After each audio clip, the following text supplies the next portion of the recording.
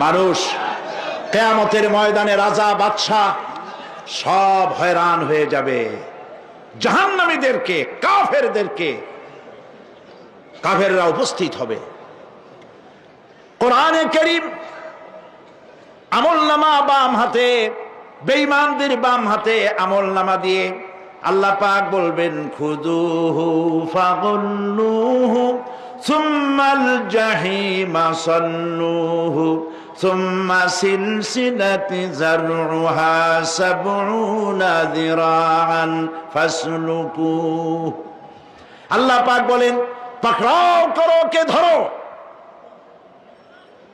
খুযুহু ধরো, ফাগুল্লুহু ওর গলায় বেড়ি লাগাও, সুম্মাল জাহিমা সাল্লুহু এরপর জাহান্নামে নিক্ষেপ করো, সুম্মা সিলসিলাতি যারউহা সাবউনা যিরাআন ফাসলুকুহু 70 গজ লম্বা শিকল দিয়া বাঁধো, জাহান্নামে নিক্ষেপ করো।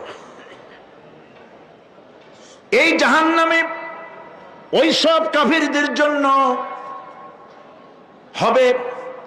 এই আযাব আল্লাহ পাক কেন দিবেন কারণ সম্পর্কে আল্লাহ পাক বলেন ইন্নাহু কানা লা ইউমিনু বিল্লাহিল আযীম ওয়া লা ইয়াহুদ্দু আলা তুআমিল মিসকিন।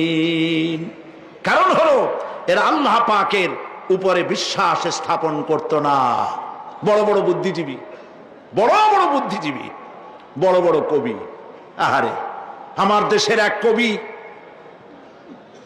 বলল ফজরের নামাজের আজান যখন শুনি মনে হয় বেশ্যা তার খরিদ্দার ডাকতেছে। মুসলমান নামের কলঙ্ক, মানুষ নামের পশু। এই কবিকে তদানীন্তন প্রধানমন্ত্রী রাষ্ট্রীয় পুরস্কার দিয়ে ধন্য করেছে। নাউজুবিল্লাহ। আল্লাহ বরদাস্ত করেন নাই। কোরআনের সাথে ইসলামের সাথে যারা বেয়াদবি করেছে আল্লাহ পাক এক থাপ্পড় দিয়া সব বেয়াদবদের সহায় দিয়েছেন। আল্লাহু আকবার।